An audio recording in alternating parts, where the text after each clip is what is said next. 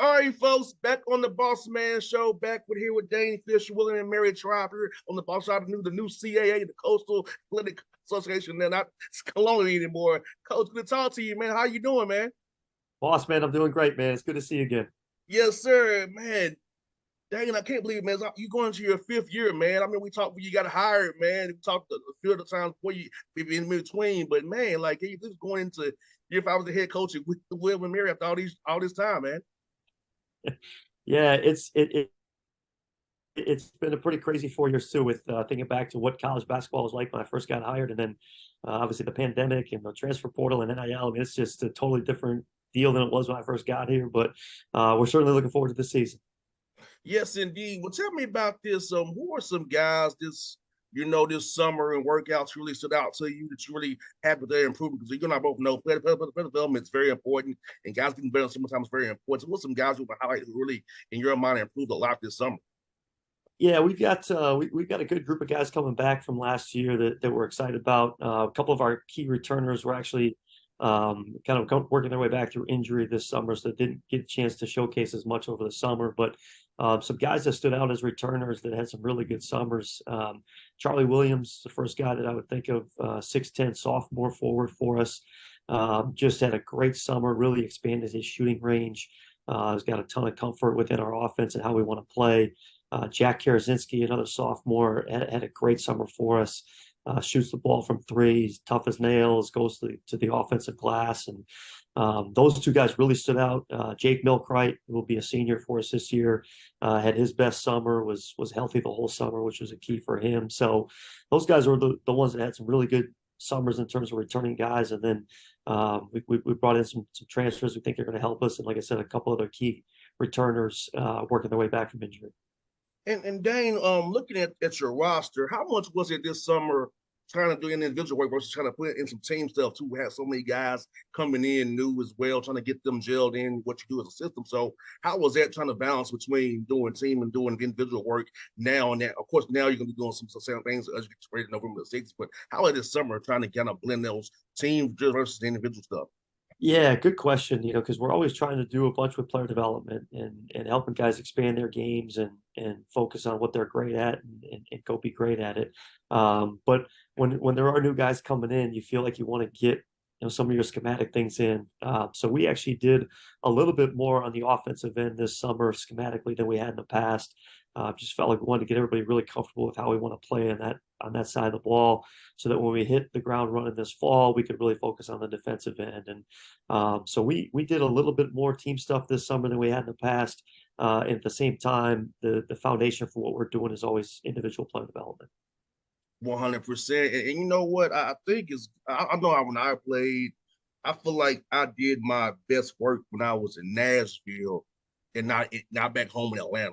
Been around my two when you're going on those gassers, when you're on the track, you're in the weight room, and the accountability that you build with your teammates for summertime, these those hard times when the January and February come those dog days. Talk about that, man. Just seeing your guys come together in jail, do these workouts, do these strength training, because you and I both know it's gonna be a long year, man. It's 2 semesters, man. You had to grind it out. Had that one with your teammates to be able to get through it all. Yeah, I think the summer is such a great time because it allows you to lay the foundation for how you want to proceed as a program for the season. Our guys, we get the guys out here for 6 weeks. We push them really hard in the weight room. We really try to spend a lot of time getting their bodies ready for, as you mentioned, how long the season is and the grind of that. Obviously, we're in the gym working on the basketball portion as well. But then I think another big piece of it is just the time they get to spend together. There's very few distractions in the summer because not a lot of students around. You don't have as much going on academically as during the semester. So it gives them a chance to really have some team bonding and do some things off the court that I think are really important for building a team as you look to the season ahead.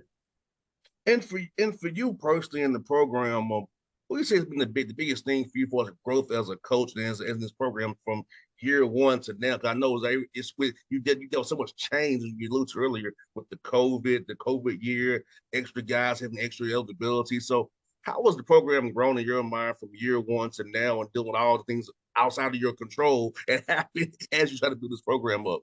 Yeah, I think that as we talked about earlier, that all the changes had such an impact on us a little bit, as it did for everybody, but a little bit for us with more so with just where our roster was at. And I kind of felt like I had four first years in terms of, again, second year, your first year is your first year, your second year you deal with COVID.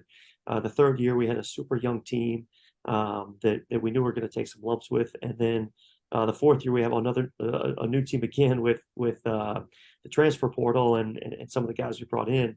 So I feel like this is a year where we're really going to be able to build upon what we had last year. And for us, we've talked a lot about just the importance of habits and how can you get championship habits into what you do and in everything that you do.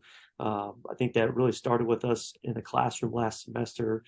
We had a 3.28 GPA, which is a heck of an accomplishment in a school like William and Mary. And I think some of those habits are starting to form now on the court with the way guys are going about their business. So that's kind of been our big theme as we head into this season.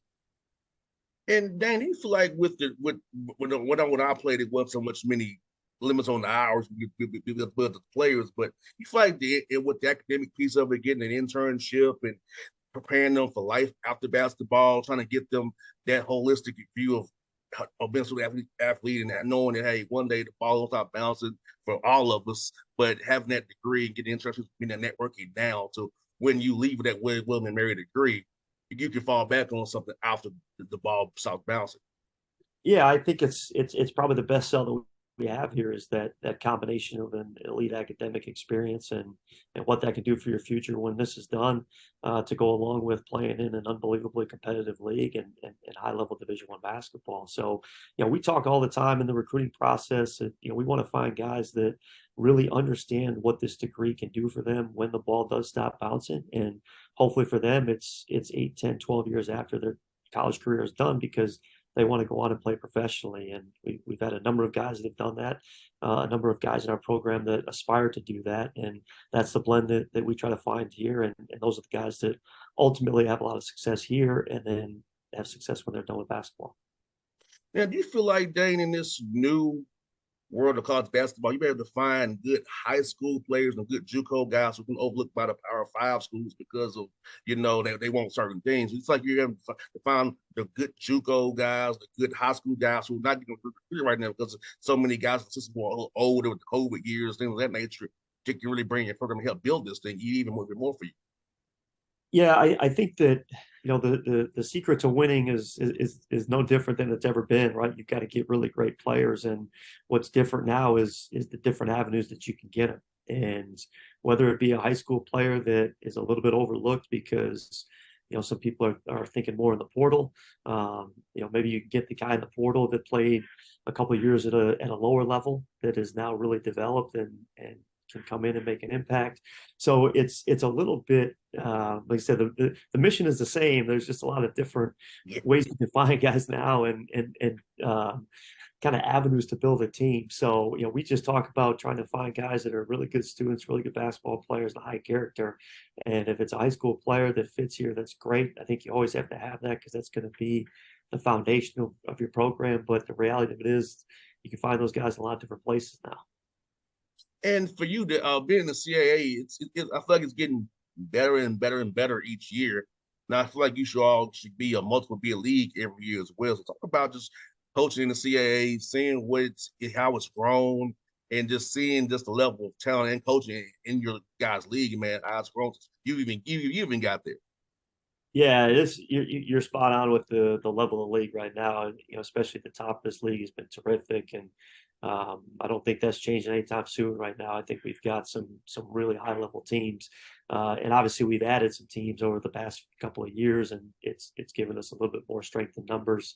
We're up to 14 teams now. We go all the way up to Boston and down to Charleston, South Carolina. We've got a pretty good footprint in a lot of different geographical areas along the way, which is neat for us. So it's going to be a fun year this year. It's going to be the first year with 14 teams, with Campbell being the latest addition. So I'm sure it'll be another competitive year. And I feel like every game you go into is like, man, those guys are good and they're well coached too. So it'll be competitive for sure.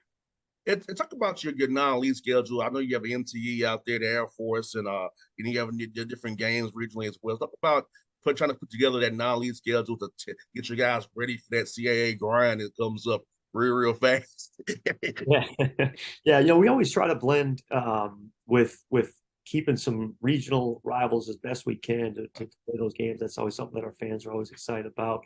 We've got Old Dominion and Richmond right now on the schedule, and they're opposite one another. So we're at home with one and on the road with another, which is great for our fans. Norfolk State is an unbelievable program.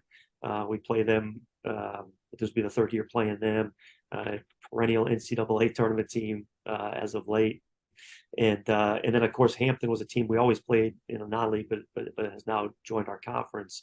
And then we're heading out of region this year for the first time since we faced COVID, actually. So you mentioned the MTE at Air Force, which would be a great opportunity for us to get out there and play 3 games in 4 days. And then we're taking a trip out to Pepperdine, which would be really neat. We're going out there right before Christmas, get out to the West Coast, and hopefully see a bunch of alums out there. And then we've got another really good regional game at George Washington this year. So it's a chance for us to get up to Washington, D.C. and play in there. So those are some of the games that I highlighted. American, Navy, a couple of teams in the Patriot League, similar academic standards with institutions, which is always good for us. So it's going to be, again, another challenging non-league and kind of, I think, a nice blend of getting out of region and then trying to keep some of the in-state regional rivals alive. That's one for you, coach. You got a young man from Georgia, Mr. Lamont, on your roster. Tell me about that young man and what you expect from him in the future as you help him mold and develop him. Yeah, so we saw Jaden playing with Blair Academy, and obviously a phenomenal prep school up there, and terrific coach and Joe Mantegna. And Jaden is a true point guard, and he's one of those guys that he wants to get others involved. He wants to share the ball. He's got an elite ability to see the floor and pass it. And, like any young player, is learning where to pick his spots and where to make the play and where to where it's time to just make the simple one.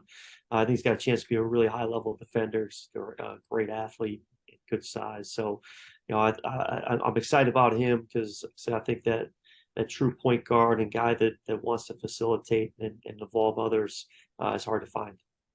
Yes, indeed. Well, I'm always happy to see a Georgia kid on a roster. It makes me smile for once my heart, man. So I'll be looking for him this year as well in your team, man. So best luck to you, Dane. I'm talking to you in March again when you're going to the big days, hopefully, man. Hey, listen, if we're going, you and I are talking, it's a deal. Yes, indeed. Hey, man, good to see you again, man. Be safe, man. Best luck to you, my brother. Thanks, man. Take care. All right, see you, man.